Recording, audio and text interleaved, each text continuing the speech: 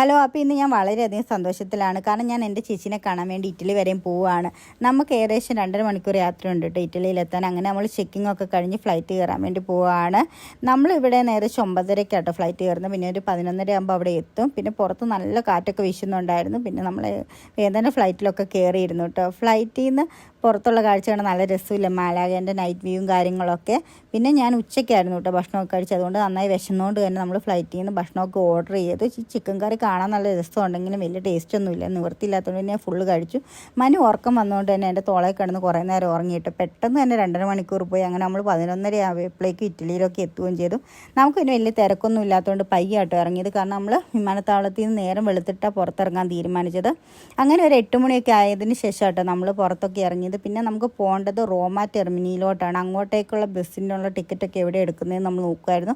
അങ്ങനെ ബസ്സിനുള്ള ടിക്കറ്റും കാര്യങ്ങളൊക്കെ എടുത്തതിന് ശേഷം നമ്മൾ ബസ്സിലൊക്കെ കയറിയിരുന്നു കേട്ടോ. ഇവിടെ നിന്ന് ഏകദേശം 45 മിനിറ്റ് യാത്രയുണ്ട് റോമ ടെർമിനലിൽ എത്താൻ. പുറത്തുനിന്നുള്ള കാഴ്ചകളൊക്കെ കാണുമ്പോൾ എനിക്ക് ഏകദേശം ഒരു സ്പെയിൻ പോലെയൊക്കെ ഫീൽ ചെയ്യുന്നുണ്ട് കേട്ടോ. ഈ പച്ചപ്പൊക്കെ കെട്ടിടങ്ങളൊന്നുമല്ല. പിന്നെ നമ്മൾ റോമ ടെർമിനലിലൊക്കെ എത്തി.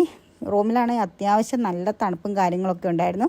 ചേച്ചി ആയിരുന്നെങ്കിൽ ബസ് സ്റ്റേഷനിൽ തന്നെ വെയിറ്റ് ചെയ്യാനാണ് കേട്ടോ പറഞ്ഞത്. വരുന്നതാട്ടോ എൻ്റെ ചേച്ചി. അവളെ കണ്ടപ്പോൾ എനിക്ക് ഭയങ്കര സന്തോഷമായി. കാരണം കുറച്ച് നാളുകൾക്ക് ശേഷമല്ലേ നമ്മൾ നേരിട്ടൊക്കെ കാണുന്നത്. പിന്നെ നമ്മൾ ബുക്ക് ചെയ്ത ഹോട്ടലിലോട്ട് പോകാനാണ് കേട്ടോ ഫസ്റ്റ് തീരുമാനിച്ചത്. അവിടെ നിന്ന് കുറച്ച് ഫ്രഷ് ആയിട്ട് പുറത്തൊക്കെ ഇറങ്ങാമെന്ന് കരുതി.